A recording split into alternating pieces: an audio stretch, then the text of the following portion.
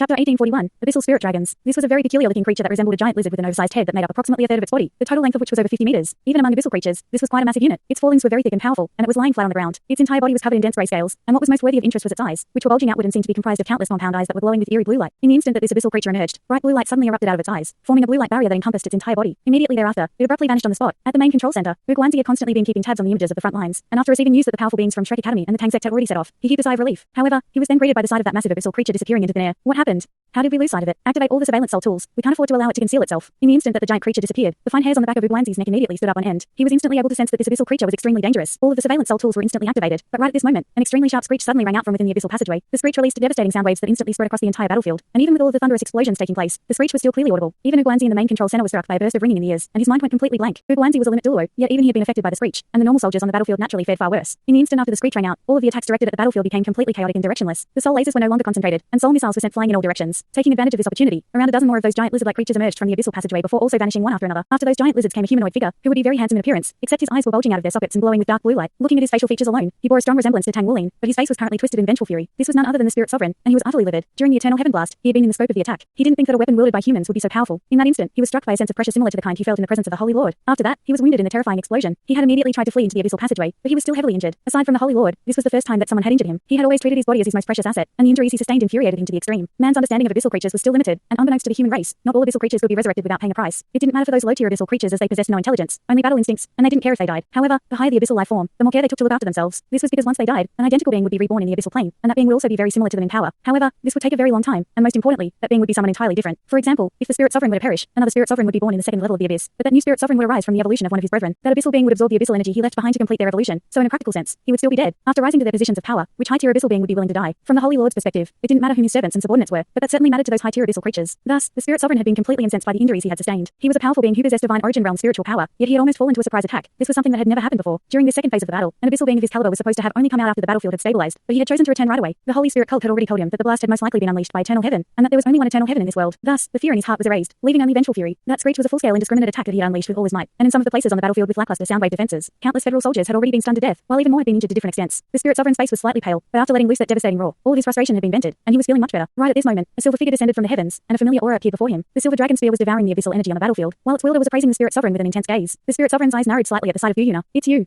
You are going to die. All humans must die. He pounced toward Guyuna as he spoke, and the air around him warped violently as if it had been set alight. Guyuna pointed her silver dragon spear forward, and 8 bursts of silver light quickly appeared around her before transforming into 8 doors of light. The space around her was warping violently, but it was unable to reach her at all. The Spirit Sovereign raised his right hand and thrust it toward Guyuna, upon which all of the twisted air instantly compressed into a silver ball of light that was about to explode right in front of her. Guyuna slashed her silver dragon spear through the air in an arc, and 4 balls of light appeared, comprised of one that was yellow for earth elements, one that was blue for water elements, one that was red for fire elements, and one that was azure for wind elements. The balls of light struck the silver ball of light one after another, and the entire battlefield trembled as space warped violently. Both sides groaned as the clash took place, and the Spirit Sovereign merely swayed slightly, while Guyuna was forced back, and it seemed that neither side had gained a decisive upper hand. Right at this moment, a string of explosions rang out in the distance. The left side of the defensive line was already experiencing serious issues. That screech unleashed by the Spirit Sovereign was so powerful that almost all of the normal soldiers in that area had been killed, and even among soul masters, only very few of the most powerful ones survived. So the offensive capabilities of that section of the defensive line were naturally severely weakened. The dozen or so giant lizards that had vanished earlier took advantage of the opportunity to rush onto the mountain on the left, and as soon as they reappeared, they went on a frenzied spree of destruction. These giant lizards were all vastly renowned in the abyssal plane. They were subordinates to the Spirit Sovereign, and they referred to themselves as spirit dragons. Among the abyssal creatures, they were known as abyssal spirit dragons, abbreviated as abyssal dragons. The abyssal spirit dragons had always had an extremely small population, but all of them were very formidable from birth with spirit domain realm spiritual power, which was also their forte. They excelled in concealing themselves through a special method using abyssal energy, and it was extremely difficult to track them down in that concealed state. Chapter 1842, Commander of the Abyssal Army. Their individual combat prowess was at an extremely high level, and even the emperors of the abyssal levels below the 30th level couldn't match the power of a single abyssal spirit dragon. The entire population of this race was less than 50, yet through their power, they were able to support the Spirit Sovereign to become the ruler of the second abyssal level. For this battle, the Spirit Sovereign had brought over 10 abyssal spirit dragons with him, and that was already a huge investment. If an abyssal spirit dragon were to perish, the Holy Lord would need to release some of his essential power as a catalyst for its revival. So the Spirit Sovereign cherished his brethren greatly. Once a spirit dragon's eyes began to glow with blue light, everything within an area 100 meters ahead of it, including energy barriers, would instantly be reduced to dust by a type of fearsome force. Even uncommon metals were no match for this power. The Spirit Sovereign was the king of spirit dragons, and the forte of his race was its spiritual power. In the abyssal plane, they were an extremely rare case in that they used their spiritual power as their main weapon. Spiritual power was unlike any other type of energy as it didn't seem to possess any shape or form, but it could target the very core of an opponent's being. Every spirit dragon possessed spirit domain realm spiritual power, but among human soul masters, even hyper Douluos weren't guaranteed to reach the same level. Furthermore, the spirit dragon's immense spiritual power allowed them to sense nearby enemies to better protect themselves. What was even more terrifying was that abyssal spirit dragons could connect their spiritual power with one another to stack it. So the more spirit dragons that were gathered in one place, the more powerful they would be. Among the abyssal spirit dragons, there were 3 with bodies that were around 100 meters in length, and they were currently standing side by side on a mountaintop with blue light radiating from their eyes. The 3 abyssal spirit dragons raised their heads and screeched in unison, and it could be clearly seen that a blue halo was released from each of their heads. The 3 halos fused as one before proliferating proliferating outward into the distance, quickly encompassing the entire battlefield. At this point, even more abyssal creatures had already gushed out of the abyssal passageway, and they were unleashing attacks in all directions while the surrounding defense system was severely debilitated. What was even more surprising was that the abyssal creatures appeared to be completely disorganized, but as soon as they dispersed, they began to conduct themselves in an orderly fashion. The individual races weren't acting independently of one another. Instead, they seemed to have formed groups with diverse members, and the configurations made a lot of sense. They quickly rushed toward the defense system that had been set up by the human army and began to destroy with reckless abandon. At the main control center, after a brief stunned stupor, Big Guanzi returned to his senses, and his expression changed drastically at the sight of the image being displayed on the big screen. The defensive system had been painstakingly set up, equipped with many powerful defensive soul tools, as well as weapons such as large heavy iron laser blasters, but it had been destroyed in such a short time, and that was a very bitter pill for him to swallow. However, as the main commander, he knew that he couldn't afford to panic at a time like this. He immediately asked, "Where are the forces of the Battle God Hall right now? They're just about to reach the front lines. Deploy all of the Central Legion's mecha units, and order the Western Legion and Northwestern Legion to guard their defensive line at all cost. We must seize back the defensive side up ahead." His lips were tightly pursed, and he knew that the military's power alone wouldn't be enough to force back these enemies. He could only hope that the powerful beings on the front lines would be able to stop the enemy's advance. On the battlefield, an opening was almost instantly torn into the defensive side, and an army of at least 5 groups of abyssal creatures rushed out of the opening before charging directly toward the mountaintop that had been claimed by the abyssal spirit dragons. Those huge lizards are instructing the abyssal creatures. "We have to kill them," someone yelled, and several dozens of figures immediately set off toward that mountain. The Battle God Hall's forces had arrived, and alongside them came the powerful beings of the Spirit Pagoda. They didn't have any time to communicate as Guan Yue led all of the battle gods on a charge directly toward the mountain that had been claimed by the abyssal spirit lizards. According to the blueprints of the defensive site, its inner circle had the most powerful soul weapons, and outside of that were defensive soul tools set up on the surrounding mountains. Beyond that was another circle, thereby amounting to a total of 3 defensive lines. The fact that the abyssal spirit dragons had claimed one of the mountains indicated that 2 of the defensive lines had already been broken, and no one had anticipated that this would happen so soon. Guan Yue knew that they had to fill this opening no matter what. Otherwise, if the abyssal army were to rush out through this opening, then the consequences would be catastrophic. However, just as he was leading the battle gods toward that mountain, a series of figures suddenly detached themselves from the abyssal army, and they were led by a group of extremely fast abyssal creatures. These were none other than demonic enchantresses. The enchantress empress was flying at the very forefront like a massive bird, and she reached Guan Yue in the blink of an eye. She then instantly conjured up several dozens of clones, and it felt as if she were attacking all of the battle gods at once. A series of sharp auras surged through the air, forming a huge net of sharp blades that completely encompassed the battle gods. Guan Yue hurried coldly as he thrust his sky-crossing divine spear forward, instantly locking onto the enchantress empress. In the next instant, a crisp clang rang out, and the enchantress empress's true body tumbled out from her many clones in a slightly panicked manner. A bewildered look appeared on her face as she conjured up another cluster of clones, but on this occasion, there were only 7 in total. The 7 figures separated before converging toward one another, then swept their hand through the air, unleashing an illusory projection that struck the sky-crossing divine spear. Another crisp clang rang out as the sky-crossing divine spear was repelled upward, but Guan Yue was still charging onward at a high speed. He thrust the butt of his spear forward, and the air suddenly seemed to have congealed. Before the enchantress empress even had a chance to figure out what was happening, the butt of the spear had already reached her, and it was too late for her to completely evade the attack, so she could only bear it with her shoulder. A muffled groan rang out as she tumbled through the air. Guan Yue had always kept a very low profile, so even many of the battle gods were unaware of just how powerful he truly was. But on the battlefield, he naturally wasn't going to hold back. He didn't set off in pursuit of the enchantress empress as his top priority now was to block this opening. He waved a hand through the air, and all of the battle gods immediately rushed toward the mountain. However, right at this moment, his pupils contracted slightly as he suddenly caught sight of a massive swarm of abyssal bomber hornets flying toward them like a dark cloud. From the perspective of the abyssal plane, this opening was a fantastic opportunity, and if they could rush out through that opening, then the outside world would become their playground. If the abyssal creatures were released to slaughter and destroy as they pleased, then they would undoubtedly be able to send the entire Douluo Federation into a blink panic. At that point, some of the troops on the front lines would have to be diverted back further inland to stop the abyssal creatures, and it would only be a matter of time before the northern front fell apart. Once that happened, it would be all over. The Hornet Sovereign's compound eyes were shimmering as she hovered in midair in the distance. Countless abyssal bomber hornets were spreading themselves through the air at her behest, and their mission was to stop the human reinforcements. Not only had the Hornet Sovereign appeared, another black figure had emerged before Guan Yue. She was stunningly beautiful, but was giving off a strong deathly aura. It was none other than one of the abyssal plane's 10 sovereigns, the Black Sovereign. Chapter 1843, Invulnerability Missed. However, the current Black Sovereign was looking very much worse for wear. She was missing half of her left arm, but it could be seen that the cross-section of the wound on her left arm was squirming incessantly, as if there were countless tiny grey insects there, and the arm was slowly regenerating itself. This was an injury that had been inflicted upon her by Eternal Heaven. The Black Sovereign hadn't been as fortunate as the Spirit Sovereign. She had virtually been situated right at the epicenter of the explosion following the blast. However, she was still relatively lucky as 4 of the abyssal emperors with her had been erased from existence by the explosion. Through her immense power, the Black Sovereign was able to survive, but half of her body had been blown away, and even with the Holy Lord's help, she still hadn't managed to completely recover after so many days. Even all of the abyssal creatures were extremely wary of Eternal Heaven. Thankfully, there was only one Eternal Heaven, or so they thought. As such, the Black Sovereign was filled with vengeful fury at the sight of the humans. Her long hair fanned out behind her, forming a black circle, and a giant purplish black vortex also emerged, releasing tremendous suction force that instantly enveloped Guan Yue. "Go to the mountain. I'll take care of everything here," Guan Yue instructed. He swept his sky-crossing divine spear through the air, and all of a sudden, countless spear projections appeared in the surrounding area, each of which seemed to be held by a large hand. The entire area within a diameter of a kilometer seemed to have been encompassed by these spear projections. Upon coming into even the slightest contact with the spear projections, the abyssal bomber hornets would instantly be reduced to abyssal energy that flowed back toward the abyssal passageway.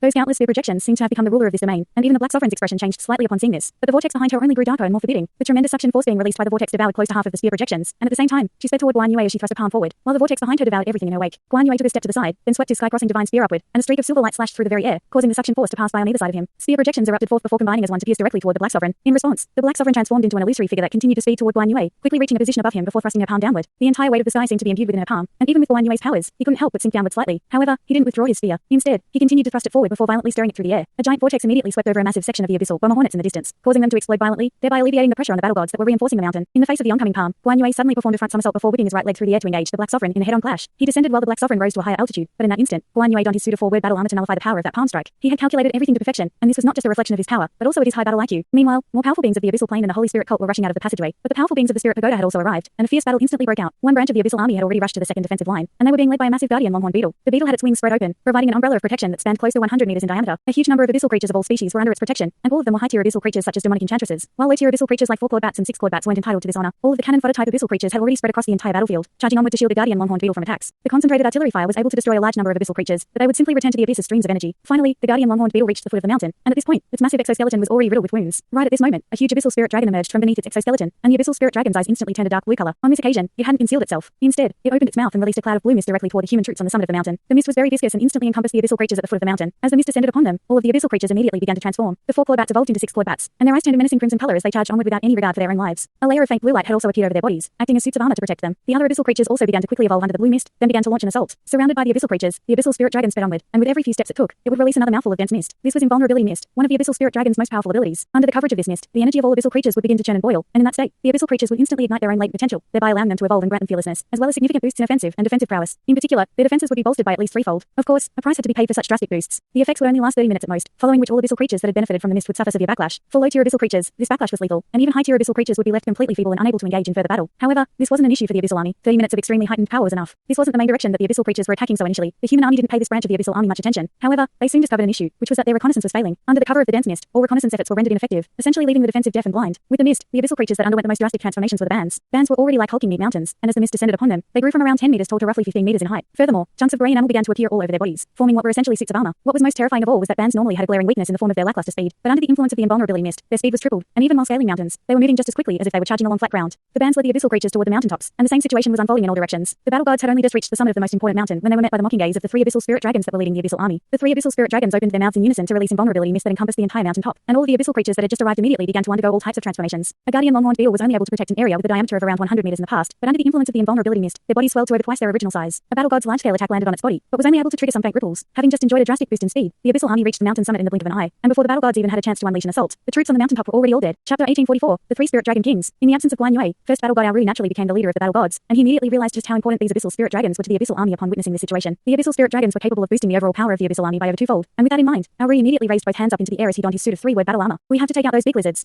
His entire body began to burn like a sun in the sky, and having fought alongside him for many years, all of the battle gods immediately knew to gather around and protect him. The scorching air warped violently and rippled like water while Aoru's aura swelled rapidly. He was already close to the limit Douluo level, yet even he had to accumulate power for this attack, and that was a clear indication of just how fearsome this attack was going to be. The 3 spirit dragon kings immediately sensed the threat up above, and they raised their heads in unison before opening their cavernous mouths. Even though none of the battle gods heard any sounds, Aoru suddenly gave a muffled groan, and the enormous mass of fire elements that had just gathered around him immediately went into an unstable state, causing a massive explosion. Rumble. A mushroom cloud erupted in the sky, and the battle gods that had surrounded Aoru to protect him were all sent flying by this abrupt and unexpected explosion. By accumulating so much power, Aoru was essentially preparing a devastating bomb, only for it to be detonated by the 3 spirit dragon kings using their ultrasonic screech, which was imbued with their super concentrated spiritual power. Thus, all of the battle gods and backup battle gods were sent hurtling through the air in a sorry state, and Aoru himself was entirely charred black with his aura also taking a massive hit. Meanwhile, the mountain had been completely overrun by abyssal creatures, and under the cover of the invulnerability mist, they began to pass over the mountain, progressing toward the third and final defensive line. The 3 abyssal spirit dragon kings let loose another sharp screech, and this one was meant to disrupt all of the surveillance cell tools in this part of the battlefield. As a result, all of the images in the main control center became warped and unrecognizable, making it impossible to see what was happening, much less conduct any analysis. A grim look appeared on Guanzi's face as he ordered, "Deploy the 8th Air Regiment of the Central Legion to reinforce the defensive line. Tell the battle god holds forces to restrict those big lizards at all cost. We can allow them to get any closer to the edge of the battlefield." At this point, all of the Central Legion's mecha units had already arrived on the battlefield, and they stood in the path of the abyssal creatures like a series of walls of iron and steel. They engaged the abyssal creatures in a ferocious battle as heavy artillery fire continued to rain down from all of the legions. The 3 abyssal spirit dragon kings remained on the mountain summit, overseeing everything as if they were the rulers of this battlefield. In a sense, they were already abyssal creatures of the highest caliber. Perhaps their individual combat prowess couldn't compare with the emperors and sovereigns of the top 30 abyssal levels, but with their immense spiritual power, their influence on the entire battlefield exceeded even that of those high-ranking emperors and sovereigns. The Holy Lord was the only one occupying the first abyssal level with no brethren, and then came the abyssal spirit dragon race. Despite the fact that they were very few in numbers, abyssal spirit dragons were outstanding in both individual combat prowess and leadership abilities. Whenever they appeared on a battlefield, the entire abyssal army would be boosted significantly. At this point, vast expanses of invulnerability had already appeared all over the battlefield, and the innermost defensive line had already been completely conquered and inundated by invulnerability mist. The abyssal creatures were unable to use human weapons, but they had no qualms in destroying those weapons. The parts of the blood god array that had been set up were completely destroyed, and this abyssal army was even more fearsome than the previous one. Furthermore, the 3 naval fleets had their own problems to deal with, so they were unable to contribute to this battlefield with long-range artillery fire. Aoru stabilized his own bodily condition with great difficulty, and it was impossible to glean his expression as his entire face had been charred black by the explosion of the energy he had gathered himself. However, his frustration was being conveyed very strongly through the look in his eyes. Upon joining forces, the abyssal spirit dragon kings possessed superior spiritual power to him, and in that instant, they were able to infiltrate directly into Aoru's mind, inflicting significant spiritual damage upon him and causing him to lose control of the fire elements around him. If it weren't for his immense power and solid foundation, there was a chance that even his soul core could have been detonated, and that would have been truly perilous. Instead of attempting to accumulate power again, Aoru thrust his right palm downward, and his 6th soul ring lit up as a meteor shower of flames took shape in the sky before falling toward all of the spirit dragons on the mountaintop. All of the other battle gods present, including Long Tianwu, Nangon Yi, Su Munjun, Zhang Zanheng, Ling Chen, and Luo Yuhang had also all begun to unleash attacks. They were all gathered around Moza Hong, who was unleashing soundwave attacks with his demonic zither. All of the backup battle gods had also donned their suits of battle armor and had descended toward the mountaintop to battle the abyssal spirit dragons up close. Bright blue light began to glow from the eyes of the 3 spirit dragon kings, and a faint blue light barrier was conjured up to oppose the long-range attacks being unleashed by the battle gods. The combined power of the 3 spirit dragon kings managed to keep the full-scale assault of over 10 battle gods at bay. This type of barrier that was entirely formed by spiritual power was different from the power that soul masters normally used in battle. Whenever a soul power attack struck the spiritual power barrier, some strange things would occur. Firstly, the battle gods would be struck by the feeling that they had lost control over their own long-range attack. Due to the strong disruptive effect of the spiritual power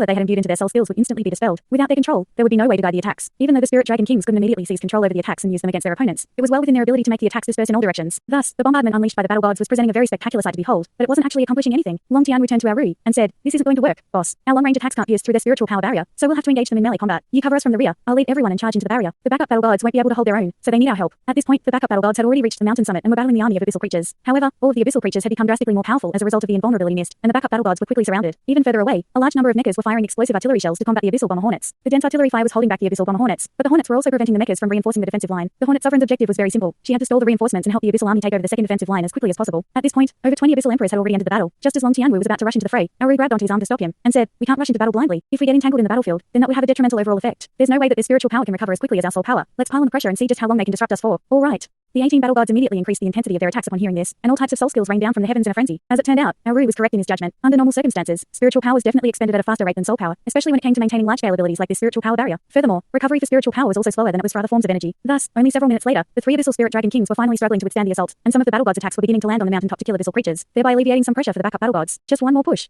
Aru yelled as he waved his right hand through the air, and 9 giant fireballs shot forth one after another, crashing directly toward the three spirit dragon kings. Chapter 1845, Replenishment through Devouring. Right at this moment, the three abyssal spirit dragon kings suddenly did something very strange. A crimson symbol appeared on each of their heads. These symbols resembled crimson moons, and right after they appeared, several dozens of abyssal creatures immediately flew over to the three abyssal spirit dragon kings from not far away. As soon as they were close to the abyssal spirit dragon kings, they would suddenly explode into clouds of dense mist that was devoured by the abyssal spirit dragon kings. In the next instant, bright blue light radiated from the eyes of the abyssal spirit dragon kings, and the spiritual power barrier up above was abruptly enhanced. As a result, the 9 fireballs were instantly diverted away into the surrounding area. Holy crap. They can do that. Aru almost swore out loud upon seeing this. The spiritual power of the three abyssal spirit dragon kings really was being expended very quickly. Not only did they have to oversee the entire battlefield, they also had to deal with the battle guards' attacks, but they could replenish their own spiritual power by devouring other abyssal creatures, and that was something that no one had anticipated. Furthermore, the approaching abyssal creatures were clearly aware that they were going to die, but they were still plunging toward the abyssal spirit dragon kings like moths to a flame. With so many abyssal creatures on this mountaintop, didn't this mean their spiritual power was virtually limitless? Aru quickly composed himself, then decided, looks like melee combat is our only option. Let's go. After that, scintillating light erupted out of his back, propelling his body to plummet toward the mountaintop like a shooting star. The battle guards followed along closely behind him, also charging toward the mountain summit. At this point, a full-scale clash had already ensued between the abyssal army and the human troops on the second defensive line. The invulnerability mist was simply far too troublesome to deal with. It was able to disrupt all surveillance and enhance the offensive and defensive capabilities of all abyssal creatures. In particular, the enhancement to their defensive prowess was so significant that around 3 times the amount of energy was required to kill each abyssal creature with soul weapons. This allowed the abyssal creatures to survive longer and for more of them to reach closer to the defensive line. They were advancing without any regard for their own lives, and they were simply far too fast. Only a short while later, they had already scaled halfway up the mountain. On the main battlefield, artillery fire was still falling like rain, and the human army was doing everything in its power to oppose the enemy. However, all of the most powerful defensive soul tools had been concentrated in the first defensive line, and the loss of that defensive line placed the human army at a significant disadvantage. If it weren't for Gyuna and the powerful beings of the Spirit Pagoda holding back the abyssal emperors and sovereigns on the battlefield, of which there were over 20, the situation would be even more dire. The abyssal spirit dragons had far too great an effect on the battlefield, more so than anyone could have imagined. Their invulnerability mist and overall leadership skills made the abyssal army an organized unit, and it was impossible to estimate the number of abyssal creatures in the abyssal army, as all the abyssal creatures that died would be replaced by more abyssal creatures rushing out of the passageway. At this moment, the human army was getting first-hand experience of what their forefathers had faced 6,000 years ago. Under the leadership of the Spirit Sovereign, the human army's most powerful attacks were unable to land inside the abyssal passageway, thereby rendering them unable to stem the flow of abyssal creatures. Gyuna's silver dragon spear was constantly devouring the abyssal energy in the air, but the Spirit Sovereign was an extremely formidable foe that possessed even superior spiritual power to her, so she had to focus wholeheartedly on their battle, thereby preventing her from being able to devour more abyssal energy. It seemed that an impasse was beginning to ensue, and more troops from both sides were beginning to enter the fray. All of the Western Legion, Northwestern Legion, Central Legion, and Southern Legion's forces had already appeared on the battlefield, but without the long-range artillery support from the 3 naval fleets, they were still struggling to hold their own against the abyssal army. Right at this moment, a group of black figures suddenly barged their way onto the battlefield from the side. They immediately appeared on a mountaintop that was on the brink of being overrun, and this mountain was situated on the other side of the one that the 3 abyssal spirit dragon kings had already claimed. This mountain was only roughly 500 meters tall, making it the shortest one in the surrounding defensive line, and it had become a target for the enemy. The defense system on the mountaintop was already being attacked by abyssal creatures from close range, and they were only hanging on by the skin of their teeth thanks to the protective barrier. All of the soul cannons were already overheating from prolonged continuous use, and it was clear that they wouldn't be able to last much longer. Right at this moment, a streak of blue light suddenly descended from the heavens, and the air temperature plummeted drastically. Immediately thereafter, thousands of ice swords appeared in midair without any warning, then rained down from the sky, striking one abyssal creature after another with unerring accuracy. Several hundred of the abyssal creatures that were leading from the front and vigorously attacking the protective barrier were instantly nailed to the mountain by the ice swords. All of a sudden, a series of red spots appeared all over the mountain's surface directly beneath the abyssal creatures. In the next instant, one small mushroom cloud after another exploded all over the mountain, and violent booms rang out across every section of the mountain. A huge number of abyssal creatures were completely blown apart by the explosions, and even the invulnerability mist hadn't been able to save them. Reinforcements have arrived. Tears instantly began to flow down the face of a colonel situated on the mountaintop. Due to excessive continuous usage, over 2/3 of the soul cannons on the mountain had already malfunctioned. He had already issued an order to detonate all of the missiles and soul energy batteries on the mountain in the instant the protective barrier was broken, hoping to take down more enemies through self-detonation. At this point, the protective barrier only had 18% remaining energy, and it would have only been able to last less than 20 more minutes at most. Thus, the black mechas descending from the heavens were like saviors sent by the gods in his eyes. However, to his surprise, he hadn't seen any of these black mechas before. All of these mechas were black to correspond with the black 10,000-year-old soul rings of human soul masters, but each legion had its own emblem imprinted upon their mechas. However, these black mechas bore no such emblems. There was only an antiquated red Tang character emblazoned onto their chests. The colonel murmured to himself, "Those mechas are from the Tang sect. It looks like there are at least 1,000 of them, and they're all black mechas." Indeed, these were all black mechas, but what was more fearsome was these mechas' modes of attack. The prior attacks had just been unleashed by the eyes of these black mechas. Their eyes had all turned a terrifying red color, following which a series of red spots appeared all over the mountain, and immediately after that came the violent explosions. The colonel had never seen soul lasers of this level of power, and he instantly realized that this had to be a new type of weapon. He then saw one figure after another descending out of the sky, heading directly toward the abyssal creatures at the foot of the mountain. There was an abyssal spirit dragon among the abyssal creatures on this side, and its pupils immediately contracted upon hearing the resounding explosions. A large plume of red mist instantly emerged from the top of its head, and all of the abyssal creatures within a radius of around 100 meters were instantly devoured by it. It then raised its head and expelled close to 20 clouds of invulnerability mist in all directions, virtually completely obscuring all of the abyssal creatures around it. Chapter 1846, Starlight Reciprocation. Under the effect of the invulnerability mist, the abyssal creatures creatures underwent a second evolution, and this was even more violent than the first. All of the abyssal creatures had become completely unrecognizable following their second evolutions, but their powers had received yet another enormous boost. Of course, such extreme measures naturally incurred an extreme price, and all of these abyssal creatures would only be able to last 5 minutes at most before perishing. Under normal circumstances, the abyssal spirit dragon naturally wouldn't have gone to such an extreme, but as a member of one of the most intelligent abyssal creature species, its judgment was extremely astute. The attacks raining down from the sky were destroying the abyssal creatures with ease despite the presence of the invulnerability mist, and it immediately knew that this was not a favorable matchup. This was definitely a very powerful group of human reinforcements, and under these circumstances, it had chosen to prioritize self-preservation over continuing to attack this mountain. It wasn't the case that all abyssal creatures didn't fear death. To put it in simpler terms, the more intelligent any living being was, the more they would cherish their own life. Thus, after spreading this second wave of invulnerability mist all over the battlefield, the abyssal spirit dragon instantly entered its stealth state and vanished on the spot. Right at this moment, a figure descended from above, crashing heavily onto the ground the instant after the abyssal spirit dragon vanished. Boom!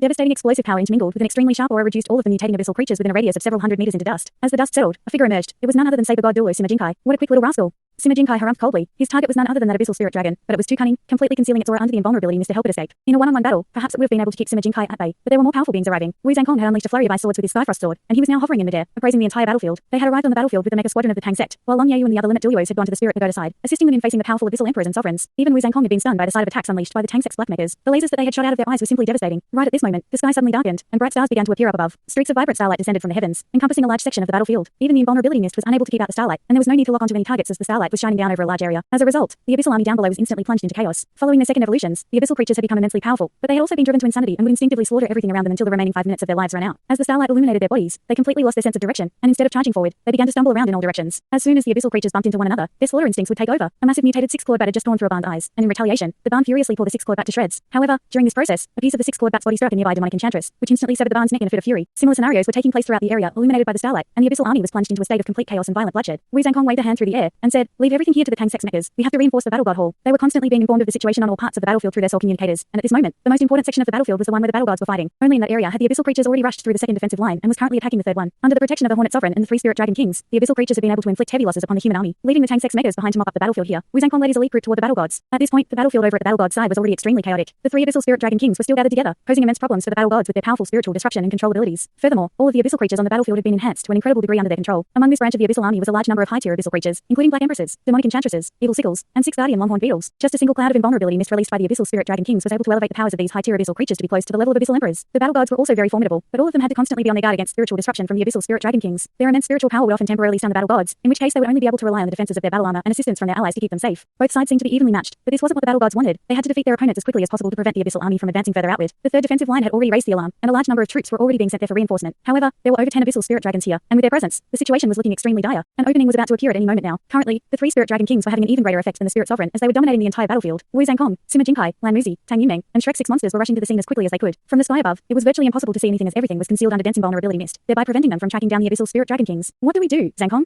Lan Muzi asked. Wu Zhangkong cast his gaze toward the third defensive line, then looked down at the battle raging down below, and a decisive look appeared in his eyes. We reinforced the defensive line. I'm confident that the battle god hall will be able to hold on. The battle between Guan Yue and the Black Sovereign had already reached white-hot intensity, and overall, Guan Yue held a slight upper hand, displaying his quasi-god level combat prowess to perfection. If he could end his battle and assist the other battle gods, then the situation on this battlefield would still be quite stable. The most important thing was that the third defensive line had to remain strong no matter what. Otherwise, disaster would follow. All right, Lan Muzi replied without any hesitation. At a time like this, there could only be one governing voice in a group. Only then would there be perfect unity and cohesion. Thus, after a brief delay, the group immediately flew toward the third defensive line. However, a massive swarm of abyssal bomber hornets suddenly detached itself from the main swarm and began to fly toward them. I'll take them on. Tang Yunmeng yelled, and in the next instant, sound waves carrying a rhythmic melody were already surging through the air. The abyssal bomber hornets were like ignited fireworks, exploding en masse in the sky. Chapter 1847, Infrasonic Weapons. With Tang Yunmeng clearing the path, everyone continued on toward the third defensive line. Right at this moment, a total of 12 special soul aircrafts appeared on the battlefield in the distance, escorted by over 300 more conventional soul aircrafts. Even the powerful beings of the battle god hall had never seen this type of soul aircraft appear on a battlefield, let alone those from the Tang sect and the Spirit Pagoda. In reality, the vast majority of the Western Legion, Northwestern Legion, and Southern Legion's troops were also completely in the dark. In contrast with the normal aerodynamic soul aircrafts, these ones appeared to be quite bulky and clumsy. Not only were they over 5 times the size of a conventional soul aircraft, their bellies were extremely rotund, and there was what appeared to be a massive dome sitting on top of each of them, presenting a very peculiar sight to behold. What were those things? Were these new weapons recently developed by the Federation? As soon as Wu Zhangkong caught sight of those aircrafts, he immediately changed his mind. We don't need to go to anymore. Let's reinforce the battle god hall. Right as he made this decision, the 12 strange aircrafts began to display their power, and a faint buzzing sound rang out on the battlefield. The buzzing wasn't very loud at all, and unless one paid special attention to it or was particularly sensitive, they wouldn't even be able to notice it over the sound of the incessant artillery explosions. The abyssal creatures naturally didn't notice this either, nor did they feel anything special. Many flying abyssal creatures, including abyssal bomber hornets, were already swarming toward the cluster of aircrafts, but these 300 soul aircrafts were all that the Central Legion had left, and their combined artillery output was able to keep even the abyssal bomber hornets at bay. In the next instant, the abyssal bomber hornets, which were the weakest individually, began to display a reaction to the faint buzzing sound. First, they began to tremble uncontrollably while flying at high speed, and this immediately made their formation slightly chaotic and scrambled. In the next instant, one abyssal bomber hornets after another suddenly split open from the abdomen before disintegrating into abyssal energy. This This was different from Tang Yumeng using sound waves to detonate them. It was as if the abyssal bomber hornets' internal organs had decayed, thereby leading to their deaths. Initially, this was only happening to a few abyssal bomber hornets, but within the span of just a few breaths, abyssal bomber hornets' carcasses began to fall like rain, disintegrating into abyssal energy during their descent. The hornet sovereign, who was currently controlling all of her brethren, was immediately struck by incessant waves of feebleness, causing her aura to be significantly debilitated. This naturally came as quite a shock to her. Each and every abyssal bomber hornet was like a part of her body. With her ultra-powerful control abilities, each one of her compound eyes could control a huge number of abyssal bomber hornets. Deaths up to a certain number were completely inconsequential as the abyssal bomber hornets would quickly resurrect in the abyssal plane and replenish the lost numbers. However, if too many of these hornets were to perish, then the hornet sovereign would suffer from backlash. In this short span of time, over a third of the abyssal bomber hornets had already perished, that amounted to a number in the millions. Even all of the artillery that came before this combined hadn't inflicted such severe losses on the abyssal bomber hornets. The hornet sovereign hurriedly issued an instruction for the abyssal bomber hornets to retreat, and by the time they retreated into the distance, less than half of the abyssal bomber hornets remained. Meanwhile, the 12 strange aircrafts had already dispersed and were escorted by the other Sol aircrafts toward the third defensive line, which was currently under attack from the abyssal army. The buzzing sound became noticeably louder, and the abyssal creatures down below were instantly thrown into disarray. Initially, they were only struck by feelings of frustration and anxiety, but soon, the condition of some of the abyssal creatures began to rapidly deteriorate. After that, their abdomens also began to split open as had happened to the abyssal bomber hornets, and liquids of different colors flowed out of their bodies as they perished and disintegrated into abyssal energy. This was happening to huge sections of the abyssal army, and the pressure on the third defensive line was instantly eased significantly. The weapons being used here were infrasonic weapons, one of the newest types of weapons developed by the Federation, and it was ranked alongside the heavy iron laser as the two most cutting-edge pieces of warfare technology. What made infrasonic weapons so dangerous was that their attacks covered extremely large areas, and they killed enemies by triggering resonance on a special frequency. Furthermore, infrasonic weapons didn't destroy the environment as nothing would be affected as long as they weren't on that special frequency, so humans were safe from such weapons as well. It was clear that the sound wave frequency the 12 aircrafts had been switched to were designed to target different types of abyssal creatures. To put it more accurately, it was to target abyssal energy. Abyssal energy was an extremely special form of energy, and humans had been studying it for thousands of years. The Blood God Legion wasn't just guarding the abyssal passageway, it had also provided a lot of information and samples for human research toward the abyss. Infrasonic weapons hadn't been developed just to target abyssal creatures, they could target any type of living being, and they were being touted as an important weapon for future space exploration. Only in the past few years was initial success achieved on this project, and these 12 infrasonic aircrafts were the first batch of prototypes. Infrasonic weapons were extremely powerful, but they also had many downsides, including their bulky size and lack of defensive capabilities, which meant that they had to be protected by large numbers of troops at all times. Thus, there were no plans to mass produce these weapons at the moment. In fact, they hadn't even been held in as high regard as the heavy iron laser weapons, but as it turned out, they were far more useful than heavy iron laser weapons on this battlefield. After decimating a huge number of abyssal creatures, the crisis of the third defensive line was temporarily averted. One abyssal spirit dragon screech after another rang out across the battlefield as they attempted to use their own spiritual power to create soundwave vibrations to resist the infrasonic weapons attacks. Even though they weren't able to completely nullify the infrasonic weapons, this was at least enough to ensure their survival. At this point, Wu Zhangkong and the others had already descended onto the mountaintop. There wasn't a single limit Douluo in the group, but all of them were wearing complete or incomplete suits of 4-web battle armor. As soon as they arrived on the battlefield, the pressure on the battle gods was lessened significantly. Make sure to protect Xiaya, and let's go kill those 3 big lizards, Wu Zhangkong said as he pointed his Skyfrost sword in the direction of the 3 abyssal spirit dragon kings. The 10 of them instantly changed formations with Sima Jinkai, Yuan and Yui, and Yui's Hangyu at the front, Wu Zhangkong and Lan Muzi just behind them, and everyone else bringing up the rear while Xu Shaoan was situated at the very center. Xu Shaoan had already proven her worth as an exceptional control system soul master on many occasions, and the most fearsome aspect of her soul skills was their absolute nature. There was virtually no chance of her soul skills failing, and only through her control did they have a chance to completely destroy the 3 abyssal spirit dragon, which possessed immense spiritual power and combat prowess almost on par with limit Douluo's. Without the 3 abyssal spirit dragon kings overseeing the battlefield, the enemies would undoubtedly become significantly weaker, and with the infrasonic weapons causing mass destruction, the situation on the battlefield would be stabilized. On the Arctic Ocean, just like the clash on the main battlefield, the battle at sea had also reached white-hot intensity. The enormous purplish black back had appeared on the surface of the sea again, while 2 warships and over 10 medium and small battleships were already lying in the final resting place at the bottom of the sea. The gigantic whale rushed forward again, and it was extraordinarily fast. The 3 naval fleets were already extremely careful with their defenses, but they were still unable to keep it at bay. Chapter 1848. Who are you? Weapons like torpedoes were about as effective as pea shooters on the colossal whale, and as soon as the artillery fire was focused on the whale, it would immediately sink down into the depths, using the sea as a shield. Just a single sea soul beast was keeping the 3 naval fleets completely occupied, and Chen Zai's frustration was mounting by the second. This was the first time he had truly acted as commander on a battlefield, yet they had already sustained heavy losses. He had done everything in his power, and these losses weren't the result of incompetency on his part, but this was the reality of the situation. At the end of the day, the outcome was all that mattered. The process to reach that outcome would only be studied if that outcome had been perfect. The massive whale resurfaced in the distance, and another enormous purplish black pillar of water erupted into the heavens, replenishing the dark clouds in the sky that had only just begun to thin out. The corrosive rain immediately became more damaging as a result. The rain didn't pose any immediate threat, but it was constantly chipping away at the energy reserves of the 3 naval fleets over time, and that was the most troublesome thing about it. If things were to continue like this, it was very much a possibility that the 3 naval fleets could be stalled to death by this giant whale. Right at this moment, the situation suddenly took a turn. The turbulent sea became completely placid without any warning, and in the next instant, a series of giant waterspouts erupted around the 3 naval fleets, extending high up into the sky. The waterspouts gradually converged in the sky, forming a water barrier to keep the vast majority of the corrosive rain at bay. At the same time, a figure also appeared in midair, and upon catching sight of this figure, all of the troops on the 3 naval fleets erupted into raucous cheers. Chen Zai's mouth gaped open, and the same feeling of excitement also surfaced in his heart. Even though this was a bittersweet feeling that was also accompanied by a hint of dejection, he still couldn't help but pump his fist in excitement. Despite his head of white hair, his back remained straight, and head was held tall and proud. Hanging in midair, he was like a stabilizing force that instilled confidence into everyone's hearts. A suit of blue 4-word battle armor encapsulated every part of his body aside from his head. The name of this suit of 4-word battle armor was named Vast Sea Cosmic Seal to commemorate the vast sea cosmic seal that played an important role in the legend of Tangsan. At the same time, the cosmos encompassed both yin and yang, light and dark, thereby subtly alluding to the light dark Douluo whom he held so dear to his heart. He was back. The true commander of the Sea God Legion and the most powerful human being on the sea was back. The waterspouts that had erupted into the sky converged around him like his personal guardians, and in the instant that he arrived, the sea turned from the naval fleet's enemy to their ally. In the distance, the purplish black figure didn't descend again. Instead, more of it emerged on the surface of the sea, and a devastating aura surged forth from the distance. A vast expanse of blue naturally rose up around Chen Zingji's body to clash with the oncoming purplish black aura, and in that instant, the entire sea seemed to have trembled violently as turbulent waves broke over its placid surface once again. All of the waterspouts and the dark clouds formed by the corrosive rain clashed in the sky, causing both sides to instantly explode and scatter. A layer of faint blue rippling light appeared over the surface of Chen Zingji's battle armor, and his voice rang out beside Chen Zai's ears. Leave everything here to me. Focus on reinforcing the front lines with artillery fire. Yes.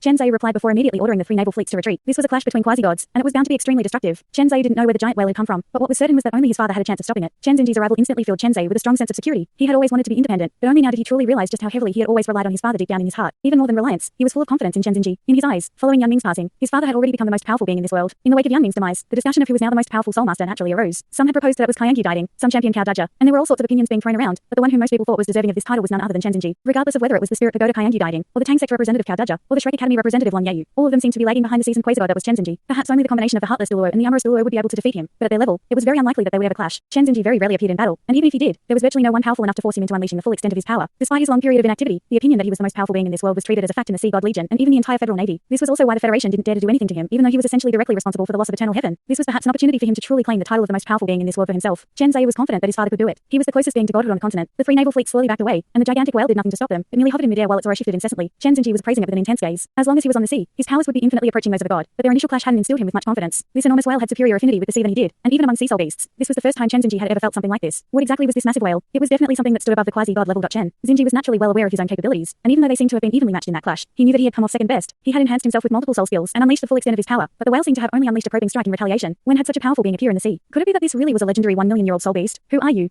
Chen Zhenji instantly communicated this question with his spiritual power. Such powerful sea soul beasts definitely wouldn't possess intelligence inferior to a human. The reply that came from the gigantic whale was filled with coldness and malicious intent. You've been searching for me all this time, haven't you? I'm here now. Your boundless ocean Douluo Chen Zhenji, right? Today is the day that you die. Each and every word was imbued with extremely cold intent. To put it more accurately, this was divine sense. That's right, this giant whale was also at the divine origin realm. In the past few millennia, not even a single being on this continent had reached the divine origin realm, but in this battle, 3 beings with divine origin realm spiritual power had already emerged, namely the spirit sovereign, Yuna, and now this massive whale. Chen Zhenji's eyes narrowed slightly, and the blue aura around him suddenly became more pronounced. In that instant, his eyes turned golden, and an incredibly powerful spiritual aura swept forth. Bright golden light erupted out of his eyes, and the entire sea was illuminated a bluish golden color. Chapter 1849, True God. What pleasure is there to be derived from living, and why should death be something to be feared? In my opinion, there are only 2 sources of joy in life, one of which is to be with the one I love, while the other is to encounter an opponent powerful enough to make my heart race. I already have both of those things now. How is death going to dampen my mood? Come. Let me see if you have what it takes to kill me. You're also at the divine origin realm. You've been repressing your own power. A hint of surprise crept into the intent of the whale. That's right, the spiritual power that Chen Zhenji was releasing and was currently contending with that of the giant whale was at none other than the divine origin realm. Chen Zhenji smiled and said, I won't be able to live long if I incur the wrath of the heavens. There's no chance for me to ascend to a higher plane in this lifetime, so I naturally have to keep myself in check to prolong this life as much as possible. A hint of reminiscence appeared in his eyes as he spoke, and he couldn't help but think back to the most spectacular battle of his life. High up in the sky above the sea, he had fought the undisputed most powerful being in this world. For 3 days and 3 nights, they clashed with all their might without pause or rest. At the time, they were both already at the divine origin realm, and the final outcome was a tie.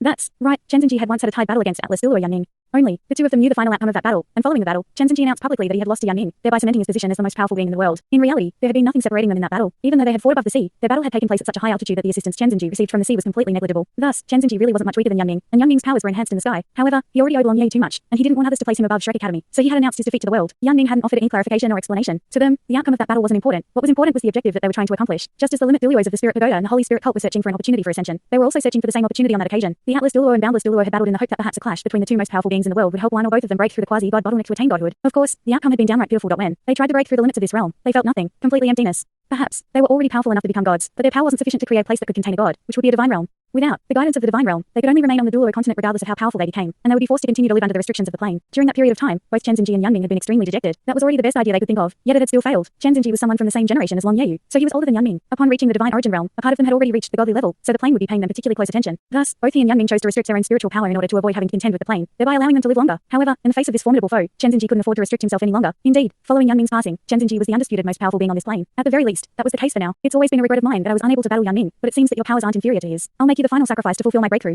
The giant whale's cold voice sounded in Chen Zhenji's mind once again, and in the next instant, it suddenly raised its head before releasing scintillating purplish golden light. Its enormous body began to shrink, and a nude figure slowly emerged in midair. The figure's body was concealed by a hazy purplish golden aura, but it could still be discerned that this was a woman. During the process in which she adopted her human form, a massive area of the sea also turned a purplish golden color. Chen Zhenji could clearly sense that the sea had been taken over by a burst of formidable energy that was completely rejecting his soul power. His pupils contracted drastically as a look of incredulity appeared on his face. This energy that was able to transform the entire sea of purplish golden color definitely wasn't something that was supposed to exist in the human world. At this point, the woman had already completed her transformation, and she began to make her way toward Chen Zhenji as her appearance was gradually revealed. She was very beautiful, but her eyes were cold and forbidding, and they were giving off a purplish golden light. With each step she took, the air would warp ever so slightly, as if it were trying to reject her out of this world. However, the purplish golden color of the sea water down below was only growing darker and darker. This was definitely the first time Chen Zhenji had ever seen this woman, and the aura that he was giving off was astonishing even to him. Not only have you reached the divine origin realm, even your soul power is already. Chen Zhenji's heart was beginning to tremble, and this had never happened, regardless of how powerful his opponents had been. However, at this moment, he was completely unable to control his own emotions. The thing that he had been pursuing for so many years was currently standing right before him. She had succeeded in the objective that he had sought for most of his life. The woman's purplish golden dress was swaying in the breeze, and she declared in a cold voice that was filled with pride, "That's right, this is godly power. You're already a god." Chen Zhenji exclaimed. The woman replied, "My spiritual power and soul power are both of the godly level, but there is no place that can contain me in this accursed world. Hence, I'm still not a god in the truest sense, but to mere mortals like you, I am already a god. If you're a quasi-god, then I am a true god. All humans must die. I'm going to harness your fear of death, your hatred, your anger, your pain, your despair. All of your negative emotions will allow me to create a divine world. Ha ha ha ha ha."